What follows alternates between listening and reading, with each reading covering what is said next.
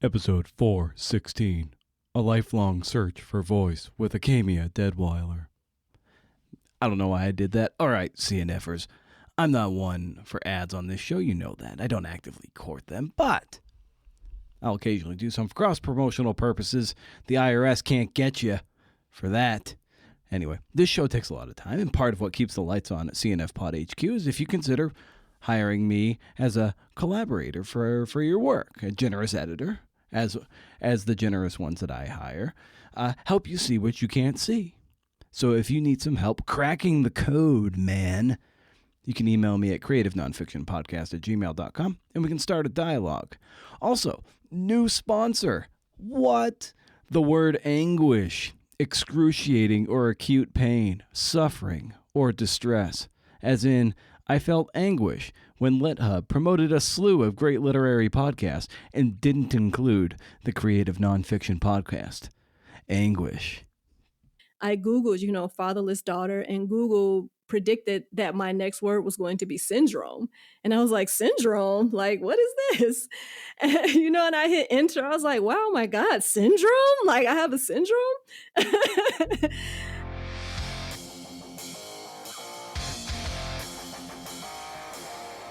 Why am I so petty? Hey, CNFers, it's a Creative Nonfiction Podcast, a show where I have conversations with primarily writers.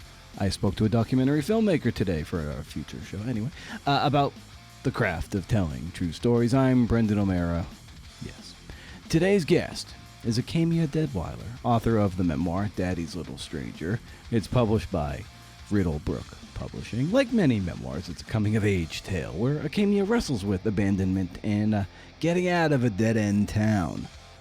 It's a really rich conversation about how her book was once a collection of essays, but then she was told by her publisher, why don't we rewrite this as a cohesive memoir? So it took some blowing up. We also talk about finding voice, breaking down a piece of writing like game tape, and what playing basketball, and getting cut taught her about a career in writing. Show notes to this episode and more at brendanomera.com, where you can also sign up for my Rage Against the Algorithm newsletter. I up the frequency of the newsletter as I continue my emigration from social media. I got some nice feedback on last week's issue that came out in conjunction with the Sam Jeffries pod, episode 415. At last count, is that where we're at? Sometimes, guys, let's go. I'm typing in brendanomera.com. It would appear the episode 415, yes, with Sam Jeffries. There's going to be some more experimentation going on as I try to promote my forthcoming book without social media, and just dropping in like the parting shot. This episode has a TLDL, which is a little excerpt from this. Too long didn't listen. There's a little transcribed excerpt from this conversation, and then, like I said, the parting shot will be part of it. Little collage, just some stuff. Anyway, gosh, this is meandering. You never want to meander, and I'm meandering. Naturally, trying to lean on the permission assets like the newsletter and ye old podcast. And if you dig this show, consider sharing it or leaving a review on Apple Podcasts. If you do, I'll coach up a piece of your writing of up to 2,000 words. Email the show at creativenonfictionpodcast@gmail.com. Send a screenshot of your review once it posts, and we'll start a dialogue. All right. So let's just get on with it, CNFers. I've wasted enough time. Parting shot about the phantom limb of social media and the age-old question of bringing apples to market. But right now, here's my conversation with Acamea Deadwiler.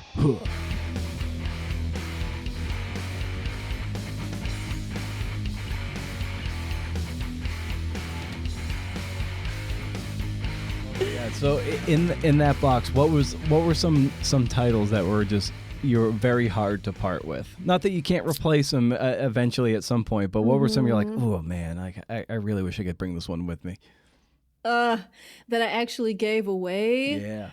Wow, that is a great question. I had this book called Women Who Run with the Wolves. Okay, I've heard of that. Yeah. Yeah, yeah, and I didn't get through it because it's very small print. It's probably like 500 pages, and on top of that, it's very small print.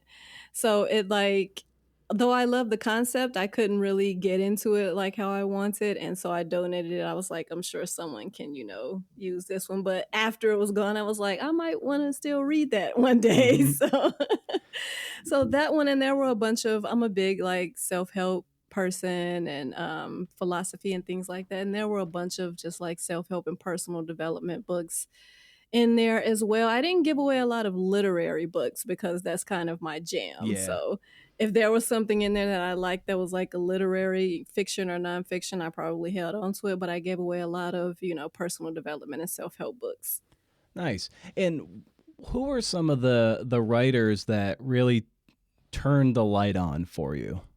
Probably Melissa Phoebos is a huge one who really showed me, that you can write creative nonfiction in a way where it resonates and not even necessarily like, I don't know if you've read Melissa Phoebos, but she doesn't have like super vivid action or super vivid scenes like you would think. It's literally her language Mm, that has you like, oh my gosh, like this was amazing. So she turned the light on for me. Hanif Abdul Rakib is probably my favorite writer. I have everything he's ever written, and the same thing with him. Although he does create some vivid scenes, but he also does it with his language. It's, I always say he's one of the writers where I'll read his stuff no matter what he's writing about, yeah. just because the writing is so beautiful. So I would so say those two were instrumental in like showing me like, wow, you can write like this and use language to paint the pictures you want to paint, and it doesn't have to be like this action action action stuff happening all the time. If your writing and your language is good enough, like people will love it. It'll resonate with people, and those are the books that resonate most with me. Maggie Nelson was another big one. Yeah. Yeah, she's definitely more of an abstract writer than the first two. And I know she does poetry and things like that, but again, it's her language. So if a writer like uses their language in ways that I haven't experienced before and can make me feel something with their language, they're probably going to resonate most with me. Yeah, and I love when when you let's taking Hanif for example, and you see his byline, like I love that you're in for a great ride, and you're going to be in great Mm-hmm. hands, and I love Mm-hmm. that of how certain just a certain writer's name is going to be the signpost to be like, oh, this is okay. Mm-hmm. I'm really looking forward to settling in and seeing where they take me, because the journey they take you on Yeah. is always almost always life changing in some capacity. Right. Right, right. You see their name and you're like, I'm reading that. I don't even need to know what it's about or Yeah. what we're going to be reading about, but that name tells me I'm reading that for sure. Yeah, because you trust their taste and you just love how they synthesize the world, and you're like, I want to just be, riding shotgun along the road trip with them, because you're gonna come out of it just fully entertained and possibly changed. Absolutely, absolutely. And it's going to be something you think about. Like there are lines from his books that I that just randomly pop into my head. If you tell me to think of one right now, I probably can't, but Right. just randomly like a line that he wrote will pop into my head and I'm like, wow, that stayed with me all these months and years later. So for sure. Now, I'm someone who, when I'm reading books, I do like to mark up a book and draw on the margins and do marginalia and call attention to certain things so I can come back to it. How do Mhm. you read? What is the nature by which you metabolize the reading you do? Mhm. I'm someone that treats my books very Right. like precious things. Like I Yep. don't write in them. I can't mark them up. I try to keep the pages and the covers as straight as possible, Hmm. no bent corners or anything like that. So I treat my books very preciously. So I don't do any of that unless I am reading like a craft book or a resource book, at which point I'll highlight pages and I'll take notes because there is science behind, we retain information better if we write it down or take notes about it. So if it's a craft book, I may highlight and take notes, but if it's literature, I just can't bring myself to, blemish the pages or sully the pages, I should say. Yeah. But yeah, but I really take that time. Of course, I'm in a quiet space and I'm reading. I have no distractions. I'm not, watching TV while I'm reading or checking my phone while I'm reading. I dedicate that entire time and space to reading. And if there's something that particularly resonates with me, I'll read it a few times. So if I get through a paragraph and I'm like, wow, that was amazing, or that blew my mind, or something happened in the story that really just like took me aback, I'll read it again and again because I'm just so fascinated with it. And that's kind of how I ingrain it, into my brain and into my memory. The things I, really want to be able to recall is that I'll read it multiple times, or I'll take a picture of it and I'll read it later, or something like that, or I'll write something about it, even if it's just for me, and I don't publish it. So no, I don't mark up the pages, but I find other ways to really, hold on to special sections of a book or a story. I love hearing that. And, given that you have a sports writer background too, and being around athletes, I've been loving talking about this as a metaphor, just in terms of all athletes, especially great ones, no matter how talented they are, they still have a certain measure of film study, and they're studying their own work, they're studying the work of others, and how there's a study component no matter how talented an athlete is. And hearing you talk about you come across a good sentence, you're like, okay, I need to reread this a couple times because I want to see what's going on here. So, Yeah. so how is you've already alluded to it in that sense, but what is the nature of your reader film study, if you will? Mm, mm.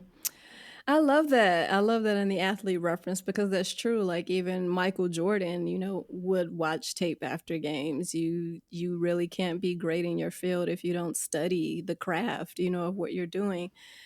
So I'll do sometimes I'll go back and read books that like I'm working on a new book now, and I'll go back and read other books that I've read that alluded to topics that I'm covering. Like I'm now rereading Bell Hooks All About Love because she talks about some of the things that I'm touching on in my next book. So that's what I'll do. I'll think about, what are the books that I've read that relate to this subject matter or could read that relate to this subject matter. But I'm also careful with that because I don't want it to subconsciously seep into my work where Mm-hmm. now I'm just regurgitating, what somebody else has already said. So, but yeah, I study, my favorite writers and my favorite works and anything that pertains to a subject that I would like to write about. If I don't read the entire book, I'll, read certain chapters or read certain pages that, give me some insight into my own work. Or I'll look the person up online and read about their life and read some of their stuff that I haven't read before. But I definitely, study the writers and the works that resonate most with me and that I feel are of benefit to whatever I'm working on.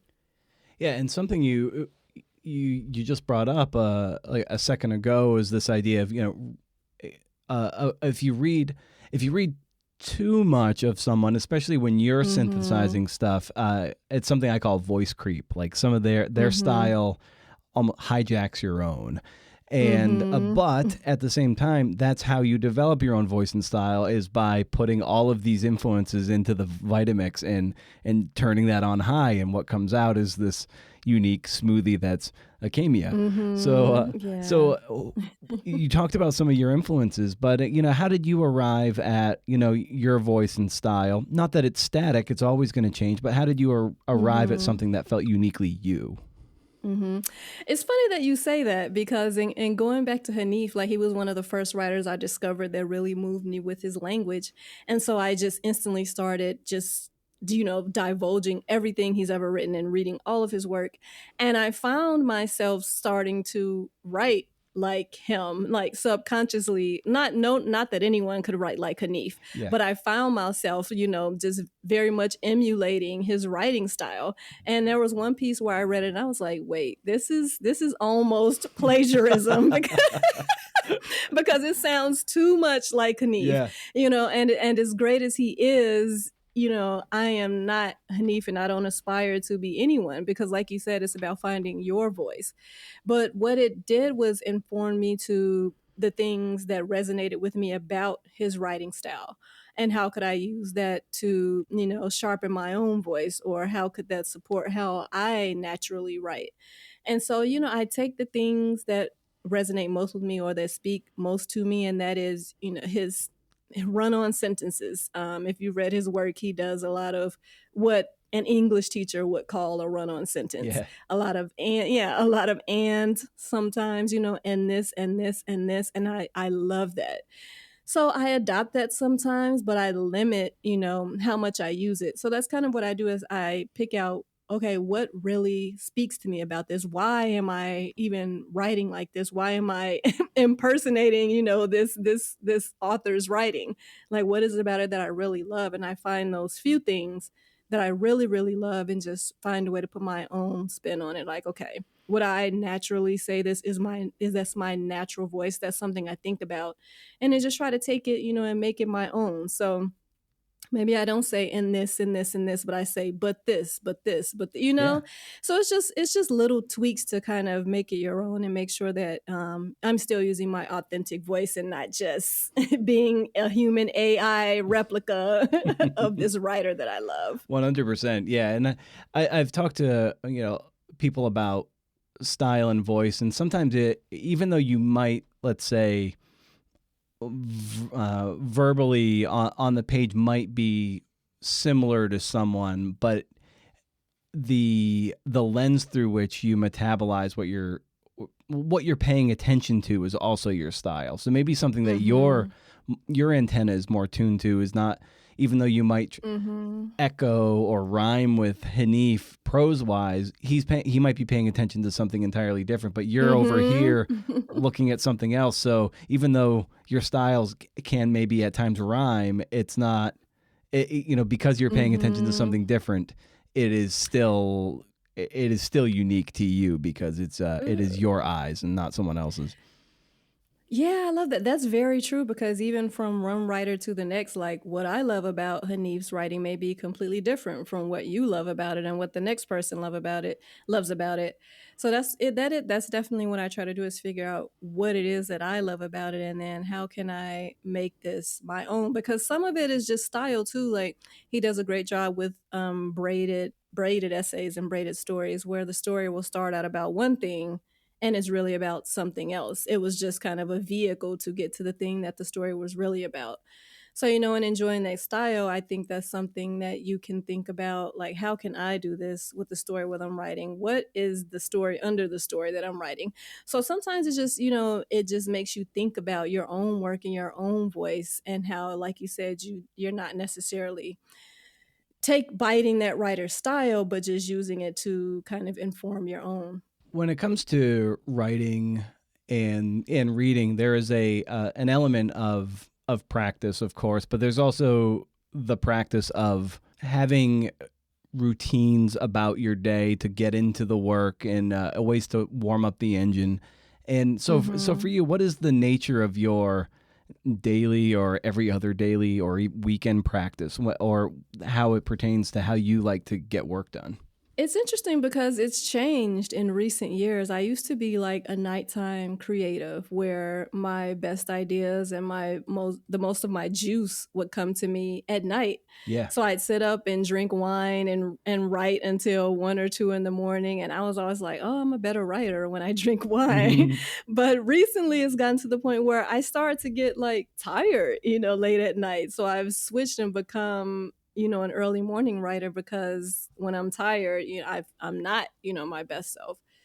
So I'll get up. I'll normally, I go through my routine. I'll meditate. Sometimes I'll write a little bit in a notebook. I wouldn't call it journaling because I'm not necessarily a journaler, but maybe I'll write about some things that I'm grateful for or something like that, just to get in the right headspace and a clear headspace.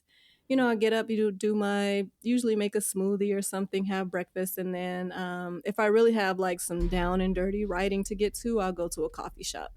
I find that there's something about coffee shops and the sounds and the actual coffee Hmm. that really helps me focus and tap into, my creative juices. So that's normally my routine if I have some like nitty-gritty writing to get to. If not, I'll make some tea and just and sit in my home office for a few hours in the morning, but I'm usually best before like 2 or 3 o'clock in the afternoon.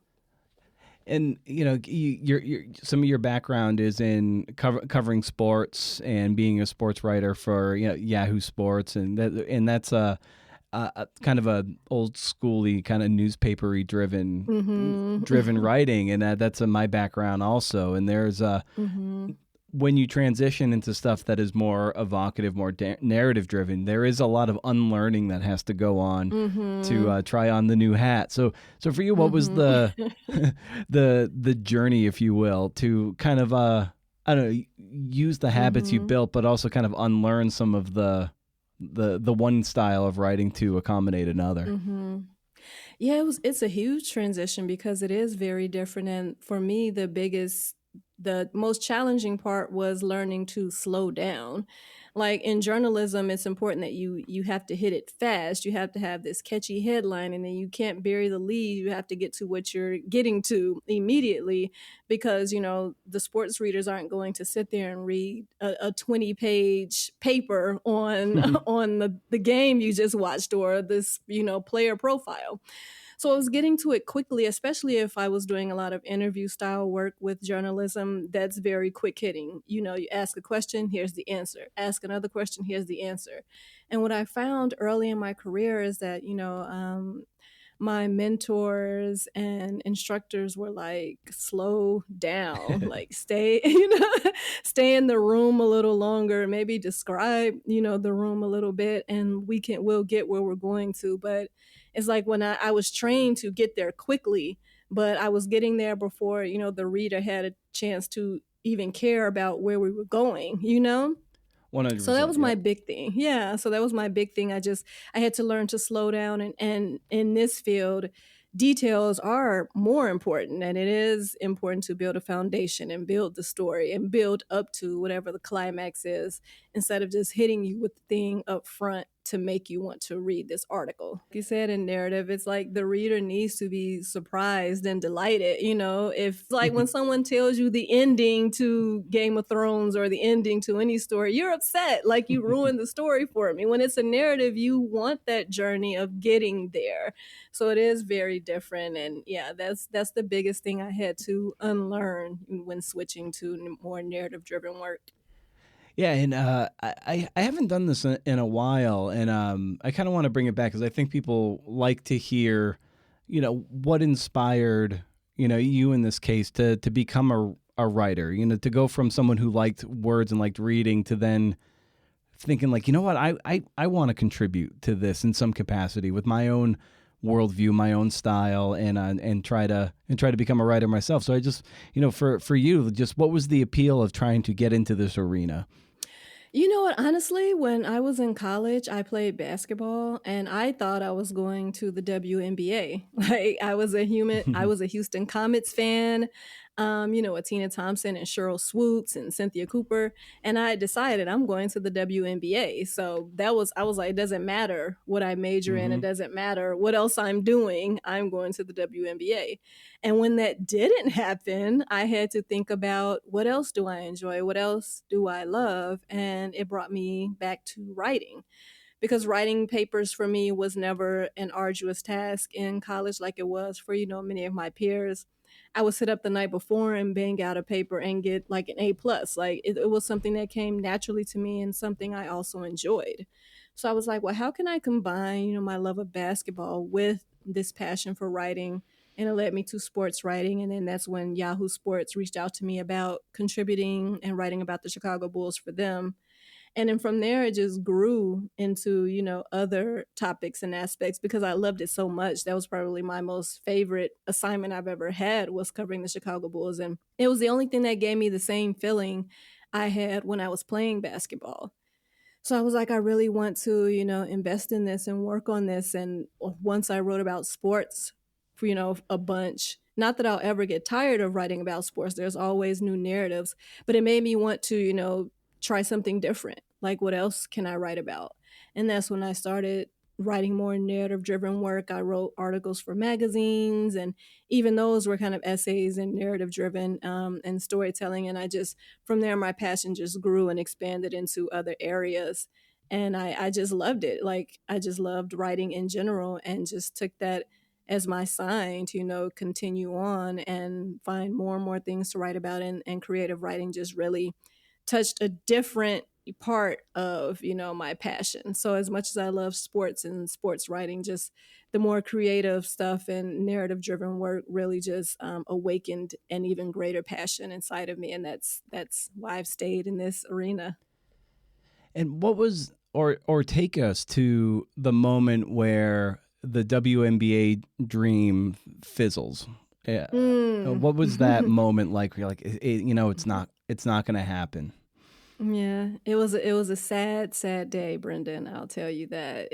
Yeah. I so after I graduated, I actually was selected to play in a semi-professional league in Memphis, Tennessee. And by this time, I'm in my late 20s or maybe middle 20s. And I went and I played, and it was a call up league. So it was to get called up to play overseas. I still wasn't, at the WNBA level yet, but I did everything. I wrote letters to general managers, and one of them even wrote me back. Mm. The coach of the San Antonio, I think it was the Silver Stars at the Oh, time. wow. The franchise is debunked now, but he actually wrote me a very nice letter back, wishing me well and saying he enjoyed it and loved my passion. I still have it somewhere too. But so I wrote letters to all the WNBA teams just asking for a tryout, not asking for a spot on the team, but asking for a tryout. This was me and my naivety thinking, I could just go try out for this team Yeah. the same way I tried out for my college team when it doesn't, work like that. So I went and played for the semi-professional league. And at the end of it, a few girls were called up to play overseas, and none of them were me. And so when I drove my car back home from Memphis. I had family in Memphis, so I stayed with my family. I drove my car the 8 hours back home to Northwest Indiana. And during the drive, it just, you have all that time to yourself on the road in a car. Like, it's just you and your thoughts and music. And it just really started to settle in with me like, okay, this may not happen for me. And so by the time I got home, I was like, okay, it's time for me to start adulting, Mm-hmm. and move out of my parents' house, get a job, start doing the things I needed to do to, flourish as an adult. And so I went home. I decided, I'm hanging up my sneakers. And that same day, I like got online, found an apartment, applied for some jobs. And within weeks, maybe a month max, I had moved out, and got an apartment and started my adult life. But it was really that drive home from Memphis after I wasn't selected to play professionally overseas where I was like, okay, as sad as it was, I was like, I can be at peace with this because I did everything I could possibly do. I wrote letters, I hired personal trainers, I drove and stayed in Memphis for the summer. I spent so much money to be the best that I could be at this. And, it's just not in the cards for me. Yeah. So as sad as it was, I had to accept it, and there was a peace in knowing that I'd done everything that I could to achieve the dream. Yeah, and the sad part for 99.9% of all athletes, no matter the level, is eventually someone else is telling you it's over. And Yeah, that's what's yeah. so hard. Even the upper echelon, it's eventually, even if they've made millions and they still love the game, if they still love the game, like eventually someone is just, a team is no longer gonna sign you, or you get Yeah. cut, I Mhm. experienced that too. It's just like someone else tells you, and eventually, gives you, if you're burned out too, it gives you permission to quit also. Yeah. Also, that's it right there. Even, like you touched on, someone may tell you, this is it just because they don't want to sign you. Like Jamal Crawford just said something about that. He said his final game in Phoenix was also his final game in the NBA, but he didn't know it. The GMs told him it was because nobody signed him after that. So yeah, Yeah. that is the difficult part, that sometimes it is someone else telling you like your dream is over, and you're not always in control of, how long you'll pursue that dream. What were some lessons in your pursuit of basketball dreams that have taught you valuable lessons for your writing? Just the perseverance. I initially was in film school and I left when the WNBA, the inaugural season of the WNBA, because I saw a place that I could go to play basketball now, this thing I really love to do, and went to a university that had a basketball team. But I wasn't recruited because I went to film school, right out of high school, and I didn't play in high school. So my idea was to try out and walk onto this team. And I was cut the first time and I was devastated. And I was cut without the coach even, we didn't even get to play basketball. I was cut based on conditioning because I couldn't run a mile and I couldn't lift weights. And I was livid, but it also sparked this like determination inside of me that I hadn't had before. So it sparked this perseverance, and faced with that rejection, it was the first time I was probably faced with rejection because it was the first time I'd ever tried to do anything, and failed at it. But it kind of took the sting out of it for me because it was this thing I really wanted to do and I didn't make the team. And then I went back over the summer and worked out, got in better shape, all those good things, and I made it the next season. And that kind of showed me that, if I'm passionate about something and that if I stick with it and work to be the best that I can be at it, because I think that's a huge part too. Whenever someone thinks they're just going to roll off the couch and write a New York Times best-selling novel, like I roll my eyes a little bit because I'm like, you're not respecting the work, that it takes and to develop that skill, not even saying, not even involving like hustle culture and eating dirt, all those, sayings. Yeah. But it's just the work that it takes to develop the craft and the skill and the respect for that process that I think a lot of people may not grasp. But I learned that when I was cut from the basketball team and I came back the next season and I made it. And it really just showed me like if I do the work and if I am pursuing something for the right reasons and I invest myself into it, that I can be successful at it.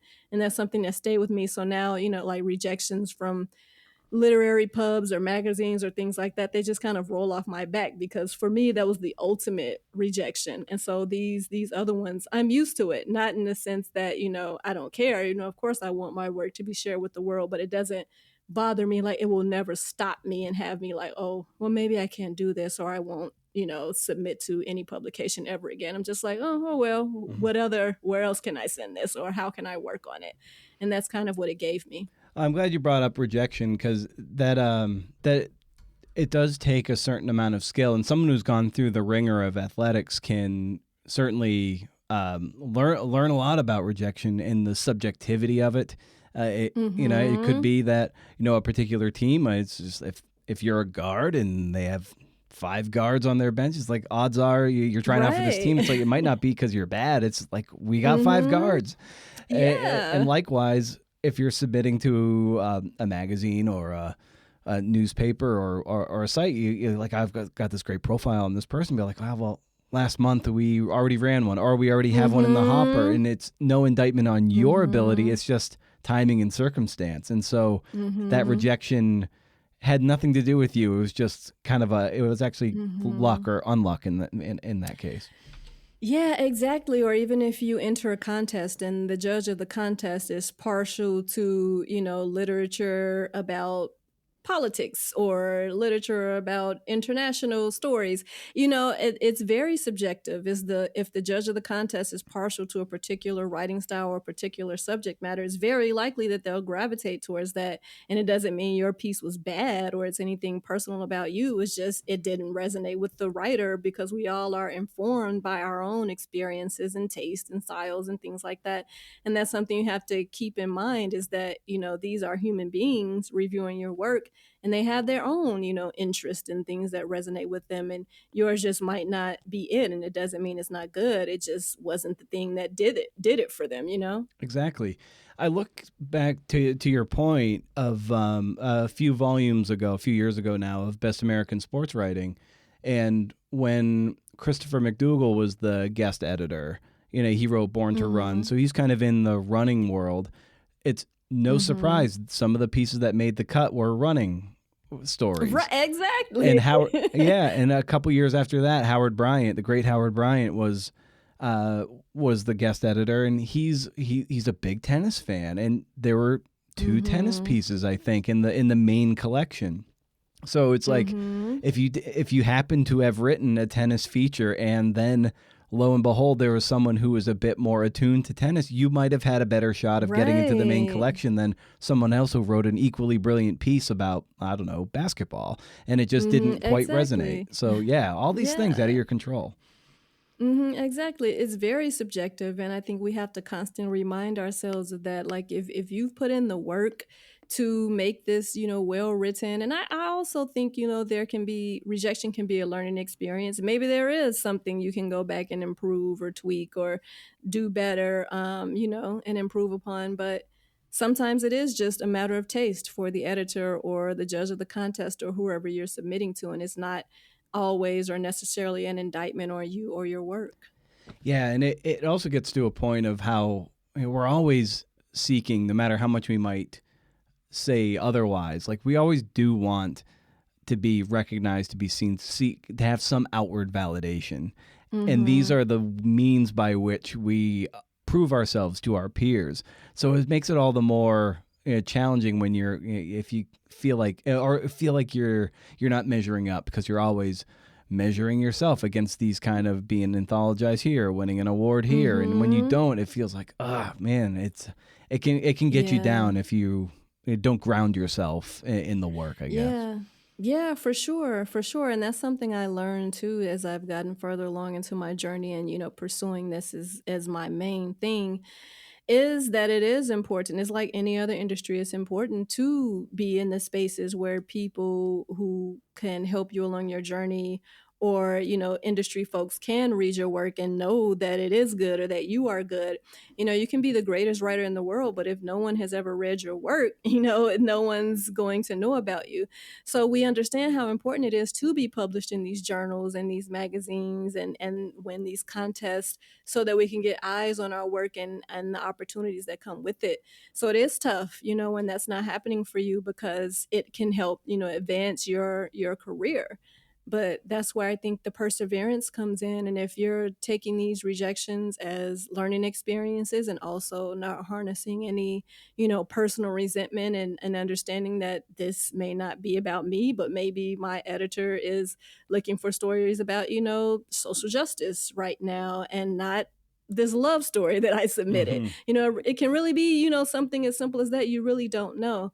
So I think that's where it comes in of just like staying the course of what you set out to do, where your passion is leading you, and leave all the rest of that that's out of your control to those forces that control it. And I think eventually it will happen. That's the law of averages. You're going to get published somewhere eventually, and then you'll get published somewhere after that, but it won't be, every place you submit to is not going to publish you. And I think just understanding that and just continuing on anyway is, beneficial both mentally and, just for your career. Yeah, and I used to think that, and it's true to some extent, but not as much as I used to think, that if you were to be anthologized in some, and I use Best American Sports Writing or Year's Best Sports Writing because that's always something that I just a dream of mine to be in there, or to at Mhm. least do the kind of work that typically gets anthologized. And Mhm. I used to think though that you were like totally anointed or plucked, and that was, but I didn't realize that a lot of writers are, not only do they submit their own work to these things, but they're encouraged to, because it's just impossible for anyone to curate the entire sports writing landscape, and not every Mhm. editor is going to submit work on your behalf. So you have to be your own advocate. And I didn't know Mhm. that for the longest time. And so I think it's a good lesson for a lot of writers out there. Is just, if there are these places that you maybe want to appear, you have to be your Mhm. own advocate and your own champion. Yeah, yeah, exactly, exactly. You have to put your work out there. You have to reach out to these people because it is important. Like you said, you may just be getting overlooked because you're not personally reaching out and personally submitting your work. This idea that, if I just put it out there, people will find Right. me. I mean, it happens, but it's rare, It's like it's striking gold, so you have to be your own advocate and put yourself out there and fight for yourself and fight for your work. Yeah, yeah, exactly. It's Yeah, I'll never forget. There was one time several years ago. I think there was this. I used to write a lot about horse racing, and there was this Mm-hmm. an equine photographer. He'd been a photographer for decades, and the Eclipse Awards are kind of like the horse racing Pulitzer Prize. You know, just like it's in Mm-hmm. turf Mm-hmm. riding and horse racing journalism. Those are the big awards. And he had been this photographer for decades, and he had never won anything, and he was wondering like why. He was like, I did good work, and I never won this award. It would have been nice to win. And he Mm-hmm. never knew over the course of however long he was doing it that like he had to submit his own work. So he was Wow. overlooked because he thought other people would either notice or submit on his behalf. Mm-hmm. And Mm-hmm. because he didn't stick up for his own work, he didn't know to do it. All Mm. these years, he was wondering why maybe he didn't measure up or wasn't as good as his peers. And it was because he didn't know the rules, which is Mm-hmm. really tragic. Mm-hmm. Yeah, it is. It definitely is, and that's something that I felt like for a bulk of my writing Yeah. career is that I experienced because I wasn't in a writing community. I wasn't in an MFA program. I was just writing, and I was submitting my work to like article to magazines and things like that, but I didn't know anything about like fellowships and writing communities and literary journals or anything like that. I was submitting to commercial Hmm. publications.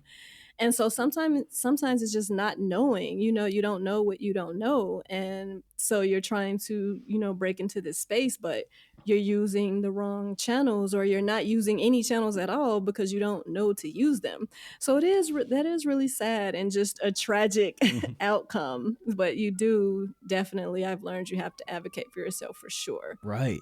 Yeah. And at one point and now with your memoir, Daddy's Little Stranger, at what point did you know you were ready to tackle, the story of your coming of age and a lot of the trauma and the neglect Mhm. of of growing up the way you did, and of growing up in Gary, Indiana, primarily, and just at what Mhm. point did you know you were ready to attack this material? I think I knew I was ready when I actually started to feel things about it. Like for most of my life, it was just like this thing that happened, but I had no context around it. I didn't really feel anything for it. It was just like this happened. So there was nothing I could say about it because I didn't think, there was a story there. It was just like, like I went and got in my car and drove to 7-Eleven today. It was one of those kind of things where it was just like this happened. But I never really, dug into the circumstances and how it affected me or influenced me. But I started to when Kobe Bryant and Gianna were killed in that tragic helicopter Hmm. crash, a few years ago. And it spurred the L. Duncan story on ESPN about him saying he was a girl dad, which spurred the Twitter trend of hashtag girl dad. And it really made me think like, wow, like all these fathers just proud to have little girls, to have daughters. And it really kind of started to illuminate for me what I might have missed. And it opened the door for me to start to explore that from a place of honesty with myself and not saying like, oh, well, this is just how I am and I turned out great and this had nothing to do with it. I do believe, I'm proud of the person I became, but it's just irrational and illogical to think that being abandoned by my father didn't influence me at all Right. and didn't influence the person I became. And then from there, I started to look into it a little, and I went to an appointment with my stylist and found out that she had a similar circumstance where she didn't know who her father was, and then when she did the ancestry DNA thing, and when she did, she found out that he had died, and she was just destroyed. She was heartbroken from not knowing who he is to now knowing who he is, but that you can never know him. You can never meet him. And I just went home and I was thinking, like, how come I don't have any of that? Why have I never been compelled to, locate my father or learn more about him? And I realized I was just kind of, our minds protect us from ourselves. Hmm. And I think I just put that in the place that it needed to be for me to flourish as an adult and become this person that I am proud of. But those few things with that cornucopia of events just kind of made me start thinking and looking at my what I'd endured honestly and being honest with myself about how it felt, even if I'm fine now, how it felt to me as that little girl, sitting in the window waiting for her father to come get her. And from there I was like, okay, there is a story here, and it needs to be explored. Because when I started to look at it, I googled, fatherless daughter, and Google predicted that my next word was going to be syndrome. And I was like, syndrome? Like, what is this? And I hit enter. I was like, wow, my God, syndrome? Like, I have a syndrome? But and all of it, and pretty much I would say 80% of it revolved around female sexuality. Like, oh, if a girl is a girl is usually promiscuous if she grew up without a father, or she has trouble trusting men, if she's heterosexual. It all revolved around sexuality and relationships with men. And I was like, wait a minute, there's much more to it than this, because, this hasn't been my experience or the experience of some other women I know who've grown out without fathers. And I was just like, this should be explored from a more complete perspective that views, these daughters who've endured this as full people. And let's talk about the other ways it may have affected us, starting with myself, because I can't ask of others to do this if I'm not willing to do it with myself. So it's just that combination of events and kind of the rabbit hole I went down that showed me, like, okay, I'm ready to look at this topic. I'm ready to face, the child version of myself and all those things she endured and experienced, and really dig into it and explore not only how it affected me, but how it felt, along the way.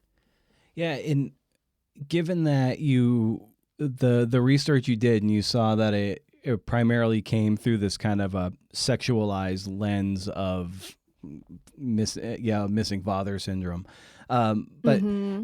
how for you and for people who haven't read the book yet or who are looking to read it, just in what ways did it affect you uniquely that that spoke to the individual nature of this particular absence in your life? One of the ways was just like this radical independence, just this hesitancy to ask for help or accept help when it was offered. And I don't know, I think it's just because I think just dealing with that, I never really saw myself as someone that people would want to show up for. And that's we all have these, little people inside of us. This little girl is inside me, and though I've, like I said, I'm proud of my life and I've accomplished things, that little girl inside of me still makes decisions for me without me knowing Mm. sometimes. And I realized that was the one of the major ways, just the inability to ask for, and discomfort with accepting help when it was offered, preemptively, like ending relationships or associations, not even speaking romantically, but just like ending connections or relationships with people because I had this idea that they were going to end anyway. So I just preemptively kind of left them before they could leave me, Mm. kind of thing. And I never associated these things to, my father, but it's inevitable. It's an inevitable connection that can't really be severed. I think it all stemmed from those first failed dates with my father, when he was supposed to show up and he didn't, or he promised to do something and he didn't. So I learned that it affected me uniquely in those ways, and just being uncomfortable with vulnerability and seeing it as a weakness. There are a lot of ways, but those are probably the main ways, and the things that I learned about myself in writing the book. It started as a collection of essays. I didn't even think there was a connective thread there to write a memoir.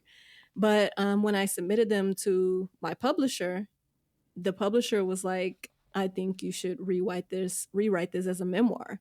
There are connective threads and there are connective themes if you're willing to sit with it.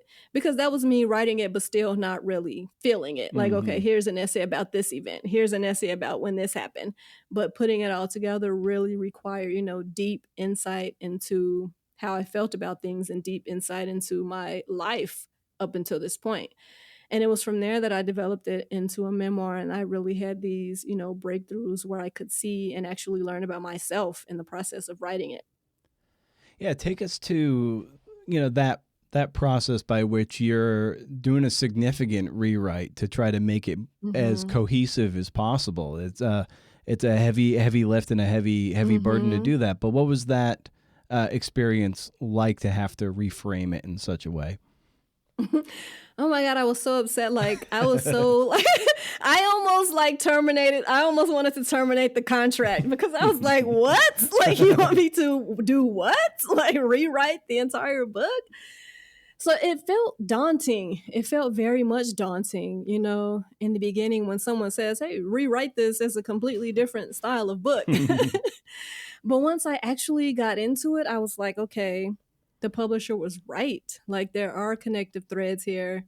Once I sat down and I looked at each individual essay, I was like, okay, there are recurring themes here. And once I looked at it that way, I was able to group, the themes and then arrange them in a natural order of progression, or, not even always linear, but in order of, resonating themes or connecting themes and leading to this maybe larger theme at the end. So it started out where I resisted and I was like, do I want to do this? Like, this book is good as a collection of essays, and what's, I can't do this. It really felt daunting, but once I actually sat with it and opened my mind to putting in that work and doing it, I definitely believe the book is better for it, for sure. It's definitely better as a cohesive story instead of a collection of essays. But yeah, make no mistake, if you spend, all this time writing 200 something pages worth of work, and then someone's like, oh, okay, this is great, rewrite it. Yeah. You're like, what? So yeah, I just had to mentally, well, first I had to look and, get on board with it. And I was like, okay, they're right. Like, there are connective themes here, and maybe I could arrange it as a memoir. Then it became more exciting. Like, ooh, how can I do this? And this fits here and this goes here. And oh, I can make this about this and end it this way. Then it became a more of an exciting challenge once I actually saw what the publisher was seeing. Given that rewrite is very daunting at the outset, very overwhelming to even think about, what was your first step to start to get your head around it so you could then sequentially start to pick at it? My first step was to print out what I had submitted, and honestly, what I signed the contract for. I was like, but this is the book you accepted. So what do you mean? Like, let's rewrite it. So my first step was to print it out, and I read through each essay and I wrote down whatever the theme of the essay was. So if this one was about, abandonment or not feeling loved, or a strenuous relationship with my mother, whatever the theme was, I wrote it down, I did that for each essay. And then I saw where the themes overlapped. So a theme in this one was feeling awkward at school. And then in this essay, I also talked about something that happened at school. I would put those on the same side, of the story. So I did it that way. I printed out the entire thing. I read through each essay, wrote down common themes in each one, and started to put them together that way. The ones that had the, connecting themes or that were along the same lines and covered the same topics as each other. Yeah, there's a moment in the book too that I just a little scene that I found particularly touching and very illustrative of just the circumstances under which, and the weight and desperation that I sensed from you. And this is when I think you were working at the McDonald's, and you had your boyfriend Marcus, encouraged your brother Danny, kind of egged him on to get in this fight, and he was like really proud because your brother ended up, beating the crap out of somebody, and and Marcus was like really proud of him, and like you write here, you're like, Marcos was a year older than me, set to graduate when the robbery happened. He had kind of orchestrated a McDonald's robbery. And you're like, the thug life we might have together flashed before my eyes, and I wanted no part of it. I wanted more, starting with getting out of this dreadful town someday, not digging my heels deeper into it. And it was that particular clause at the very end that I found really striking, is that it's just like there's that want to get out, and you saw in a certain person that if you hitched your wagon to that, your heels would be dug in and you might Mm-hmm. never get out. Mm-hmm. Yeah, it was an aha moment, definitely for me, because I was just like, what? Like, you're proud of my brother for getting into a fight, and it just showed me, like, this is how we measure this is how we measure people in this Yeah. neighborhood or in these Masculinity surroundings. too. Yeah. Yeah, measure masculinity, in this environment and in these surroundings. And then it's not even limited, to that neighborhood or that environment. I know in general that's toxic masculinity. That's the definition of it. How tough are you? Can you take a punch? Can you punch? So it was those kinds of things, and I definitely wanted more. And as much as I loved Marcus, I was just like, I can't do this life. I'd done it for what felt like so long already, just the heartbreak and all the bad things or the things that felt bad and the negative experiences. And I was like, do I want to just stay here and continue creating these negative experiences or wallowing in these negative experiences or accepting it as my normal? And I didn't want that. So it's funny how it can be a single event that'll just illuminate your circumstance or illuminate a relationship or, illuminate a path. And then you realize you don't want that path.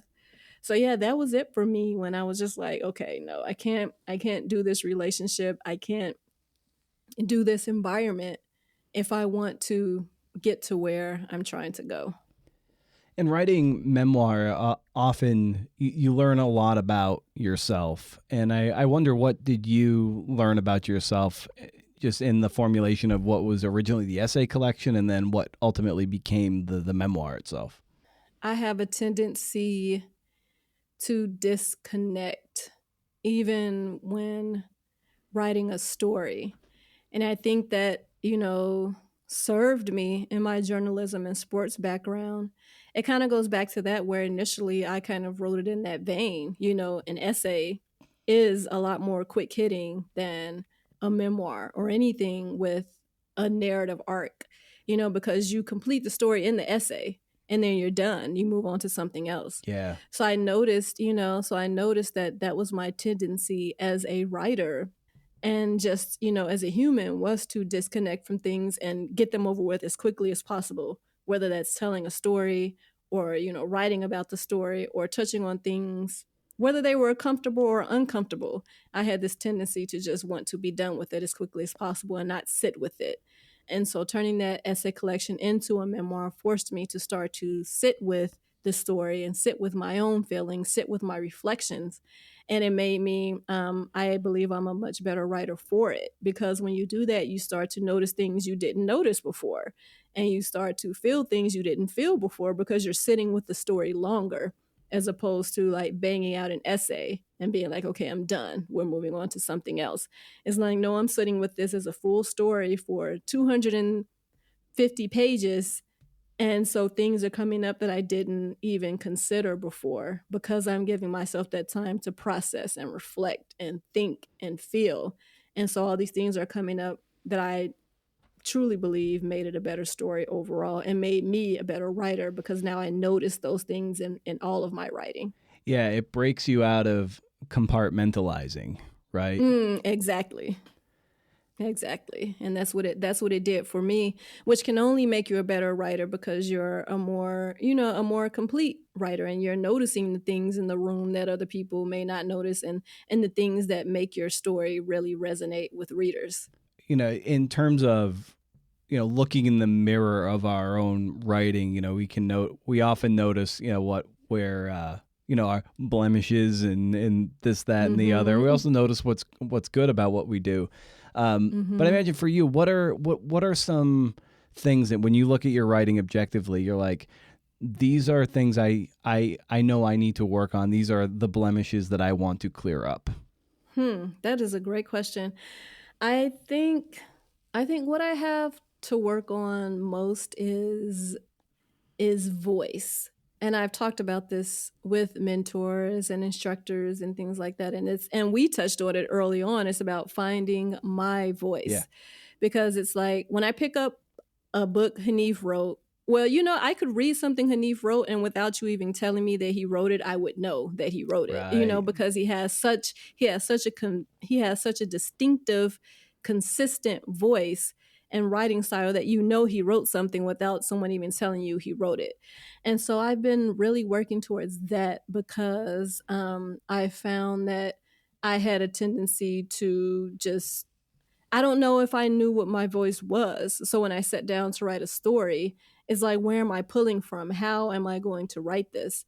So the past few years of my work have really centered on figuring out what my voice is because I want you to be able to pick up something and say, oh, Acamea wrote this. I want to be that distinctive in my voice and my storytelling.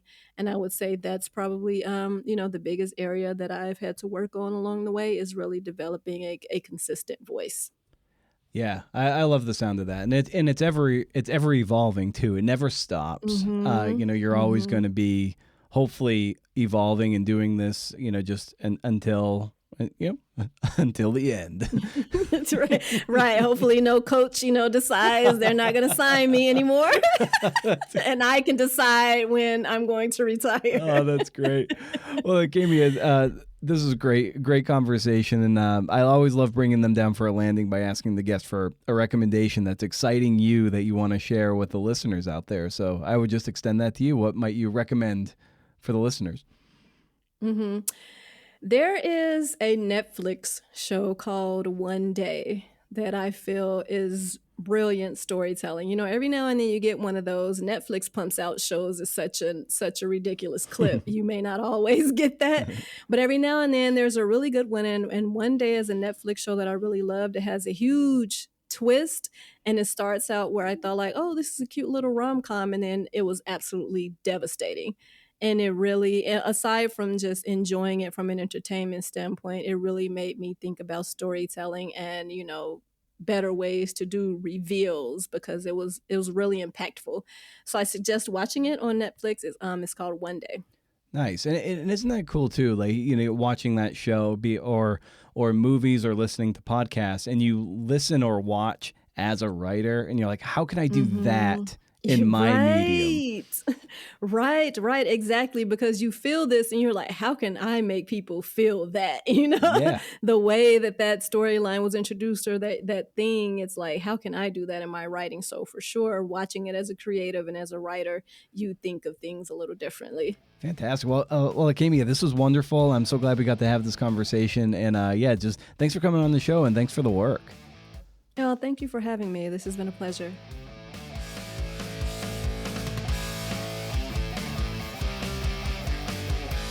Well, that was cool. Thanks to Acamea for coming on the show. Thanks to you, CNFers, for listening and making the show a hoot for me to make.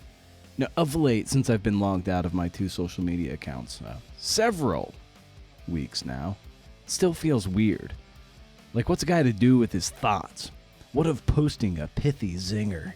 My fingers will hover over the keyboard from time to time to type in Threads or Instagram, and I almost unilaterally got 0 out of such visits to those platforms. The prevailing feeling was one of either annoyance or jealousy, and the stench of desperation you smell off of every other writer trying his or her best to peel off any attention they can. Yeah, for faux platform, that's all it is it's an illusion, man. It really is. It doesn't work. Now, some might argue it does. I'm firmly in the camp that it works for those who are famous, and posting anywhere and hoping for traction is like putting a token in a slot machine and expecting triple cherries.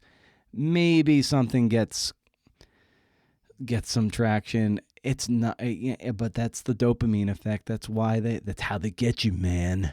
That's why we rage. Admittedly, I became very self-conscious about my lack of social media presence just the other day when my big book editor needed podcast metrics and social media followers as he was going into a business meeting with the brass at HarperCollins.